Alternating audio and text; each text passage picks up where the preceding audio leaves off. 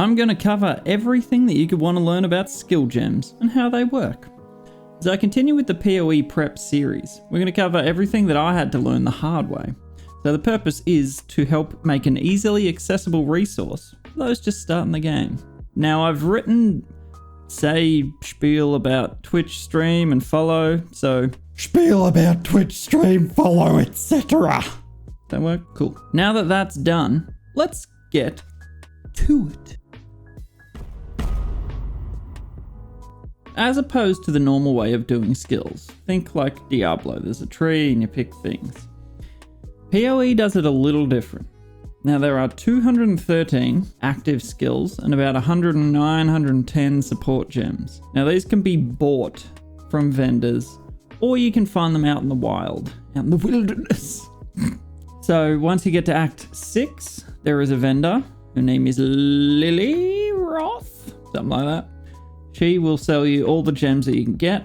However, there are 4 exceptions to this rule, and they are gems that you can only find that'll drop in the wild, and they're pretty good. Skill gems are used by equipping them into sockets on your equipment. So on your armor, on your headpiece, gloves, boots, that sort of stuff. They can be put in and taken out as many times as you would like at no cost. So don't ever be worried about putting the wrong things in because it does not matter. So equipment ranges from 1 to 6 sockets. As you can see, we've got a few 5, 6, 4 on screen. You can also change the color and connections of the sockets. The only restrictions with socketing your skills are you need to meet certain requirements for statistics or attributes, so strength, dexterity, intelligence.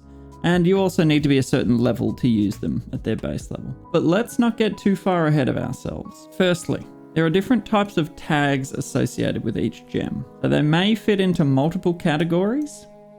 So if we have a look, up the top there it says attack, totem, melee, strike. These are the tags that the gem has against it.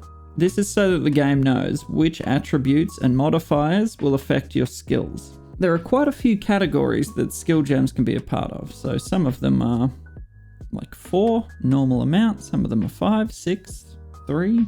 So for example, say we have Orb of Storms. This skill has lightning, spell duration, AoE chaining. The spell tag means that if you had a point on your skill tree that says increased spell damage 16%, because it says spell damage and the gem itself says spell in the tag, you know that this skill will be affected by the spell damage. Simple as that. It's pretty straightforward. Now there are many interesting skill combinations. I'm not going to go into skill builds or combinations in this video. We'll do that in another video. There's too much to cover. There are some interesting skills such as cast when damage taken. So when you take damage and it reaches 528 damage, it will trigger any skills that are attached to it. That sort of stuff. There's some really interesting mechanics that you can combine or set each other off. We'll go into it in another video. Today we're just covering the basics. Gems are colored fairly simply. Red for strength, green for dexterity, and we have blue for intelligence.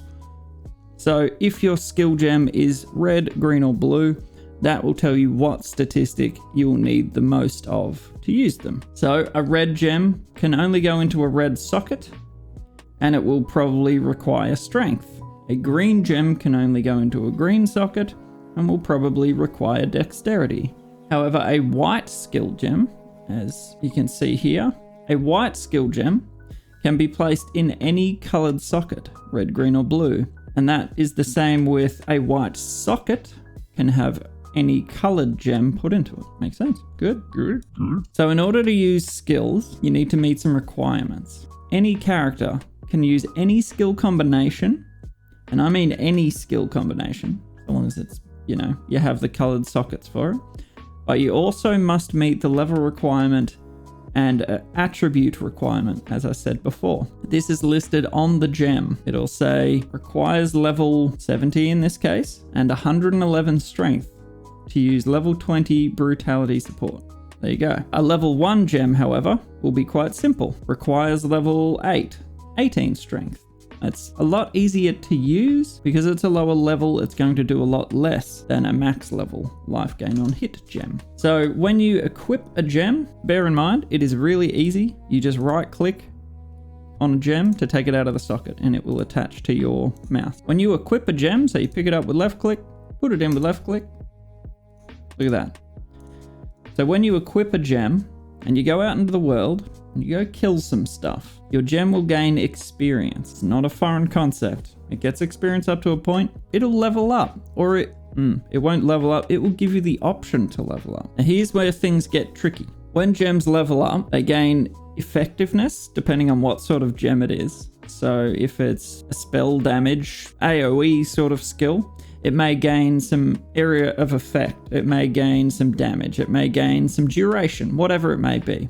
But it will become better as you level it up, obviously. For argument's sake, let's say you have a level 1 skill gem. I just went out and killed a monster. We got 841 experience. As you can see, the experience bar is full there. 841 out of 841. You can see it's got a plus on it. That means this skill gem is ready to level up, as it says up there. Now, if you equip this gem, it will A, show up in your inventory down here. So it'll say, that's how you level it up. You just click on that. Or it will show up here as well. So you can click it there. Now, if you are not able to meet the stat requirements for a skill gem to level up, this will be gray. That means you don't have either the level or attribute requirement. If you are unable to level it up, you can just right click on it and it will hide it down in here. You can always access it from there, but it'll hide it from there. It's just so it doesn't clutter your space. But if you wanted to level it up, you could just go ding, and the skill is now level 2, as you can see. It is at 1 experience out of 3099. Now the next thing you can do to skill gems, other than leveling them up, is you can add quality to them. Now quality is similar to how you can level up your gems to a maximum of level 20. You can add quality onto your gem up to a level of 20. For example, here's one I prepared earlier. This skill gem is level 20, it says max, and also quality 20%. Now if you hold Alt on it, you will see additional effects from quality, 0 to 10% attack speed. If it's 10%, every 2 of the gem cutter's prism will add 1% to whatever that effect is. So if I put 2% quality on this ensnaring arrow, it would get 1% additional increased attack speed from the quality. So let's have a look at the Ancestral Protector. This one gets 0 to 20% increased totem damage. So every GCP that I use on this will add totem damage. So there you go, 1% increased totem damage, 2, 3, 4, and so on, up to 20%. That's nice and simple. Now, there are a few ways to get above 20% and level 20. As you can see on this split arrow, I have corrupted it using a Vial Orb and it has gone to 23% quality, which is pretty cool. There's ways to get higher levels as well, which gives, again, more quality, more attack speed. But basically, let's keep it simple for this video. Now here's where things get a little bit shafty. There are a few different types of gems, as I mentioned, quite a few different tags. But as a general rule of thumb, a PoE build will probably utilize somewhere between 2 and 8 or 2 to 10 maybe, different skills. Since a max level character will have somewhere in the ballpark of about 24 gem slots, give or take, that means there must be other things to fill in. So this is where support gems come into play. So let's say you have a main skill for killing a mob. In this case, we have Split Shot. You can then link up to 5 support gems to a skill to make it more powerful. So rather than using 6 different weak abilities, you make one, like strong as ballsack, which is cool. So as you can see here, when I hover over Split Shot, the support gems that are linked to this socket will actually highlight as well. You notice the one in the bottom right of this weapon is not highlighting. That is because there is no link between the skill sockets. So if you look at the support gem, it'll tell you what skill it supports. So as you can see, each one of these highlights the skill in the top right. This one is supporting nothing, so nothing else highlights. If I were to use Orbs of Fusing and spam the shit out of this, it can take somewhere between 1 to 1500 Orbs of Fusing. There is no guarantee, but if you get all 6 sockets linked, then you can have 1 skill gem and 5 support gems. So that makes your skills real strong. If you hear someone saying, oh, I 6 linked something, that means all 6 sockets are linked. That's just general, everyone uses that term. There is another skill type, they're called auras, and these work a little differently. So your skill gems will generally, as a rule of thumb, have a set mana cost. Every support gem that you socket to it will increase the mana cost by just a little bit. Now, this is where things get tricky. You have aura gems. So see how this one, Malevolence, says aura at the top. Now, this will reserve a percentage of your maximum mana. So for example, down here. So as you can see, my mana is 686. If I were to turn on Malevolence, it will reserve, as it says up there, 50% of my mana. This will become an aura that is always active. So down in the skill bar, by the way, if you press Control, you can see an alternate skill bar. Usually I'll put my auras on my control tree so that I don't accidentally turn them on and off. So if I press Control W, this one here is Malevolence. It's telling me that it's gonna reserve 46% of my mana. This noggin says 8% reduced mana reserved. So there you go, gets rid of 4% of the cost. When I trigger Malevolence, it will, well, if putting it in, it does nothing. It will not do anything until you activate it. So if I press Control W, as you can see, it now has a spinny aura thing. That is to indicate that it is working. But as you can see, my mana is now reserved. So if I use skills, it will never go above that line because of the aura we've used to reserve it. You can put as many auras on as your mana will allow. Now that's where things get tricky, because if you were to socket this in a place with a support gem next to it, so let's say we put Flesh and Stone there, which is currently reserving 23%. Let's say we put a support gem next to it, Maim. If we put Maim next to this, it is now reserving 26%. So this will have a mana multiplier of 115%, as it says on the skill. So you got to be wary of socketing support gems next to your auras. Usually you want your auras by themselves, if you can. So as a general rule of thumb, we just have a look. This is a sort of regular way to build your character. Pretty much everyone, when they starts with like as many different shitty skills as they can muster, like 8 or 9. That's not a good method to level your character. That's not the most efficient way to do it.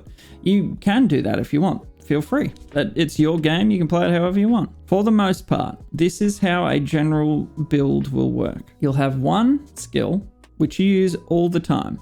This is for mob clearing. This is for your general AoE sort of damage. And in my situation, it's split arrow. You could have rain of arrows, or you could have toxic rains. Ooh. You can have caustic arrow. You could have anything you want. This is my general clearing mob skill. You then have a single target DPS sort of skill. So for bosses, which have a lot more health than your general splishy splashy attack, we've got puncture, which is a single target shot, which makes them bleed. Now in my situation, I also have ensnaring arrow with totem support. So these totems will shoot ensnaring arrow, which makes people bleed faster. So those are my 3 damaging skills. The rest is up to you. Now, you may only have 2 damaging skills, but let's sort of break this down. If you have a 2-handed weapon, you can put up to 6 sockets on it, but there is a level requirement. I believe it's 50. You may need to fact check that. But if an item is eye level 50 or above, you can get 6 sockets on it. That one's level 63, so it can get 6 sockets. We have 6 sockets, so this is where we're going to put our main damage skill. That's split arrow. The split arrow has lots of support gems for it. I'm just leveling that one until I could afford to link the 6th slot. This piece of armor, however, is the item level 48. We can't get 6 sockets, so we're limited to 5 at the max, but we have linked all 5 sockets. Now this is my single target DPS, puncture.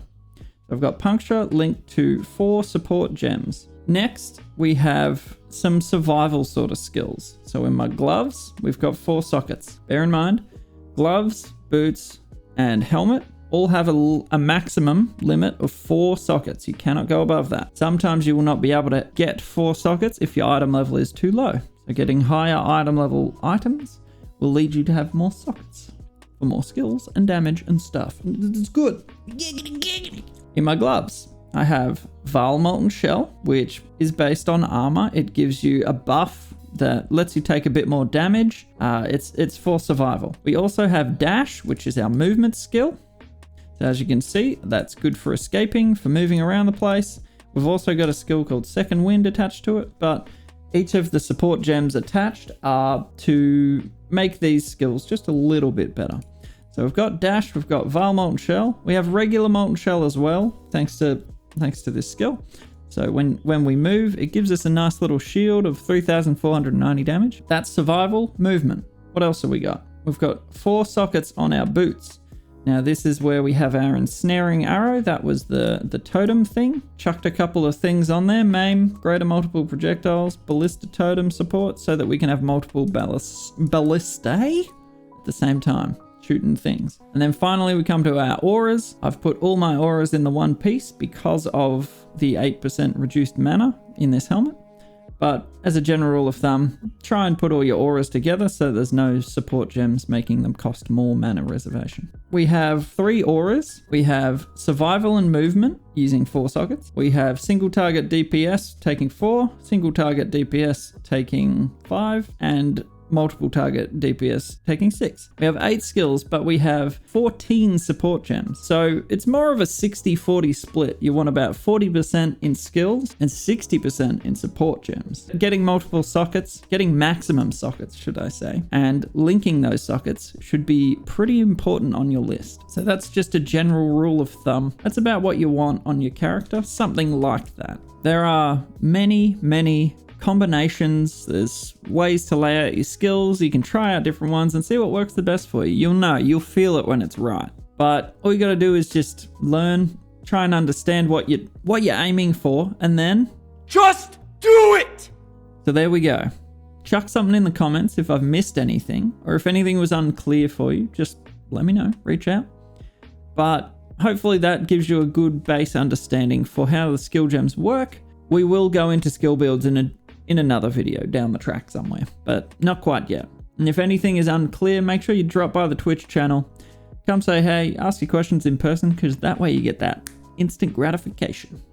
But yeah, Twitch stream is there Tuesday, Thursday, Saturday, Australian Eastern Standard Time. We are at 4 p.m. Make sure you tune in and like the video, give it all the things. Thanks for watching. I'll see you next time on just this channel. Just the channel.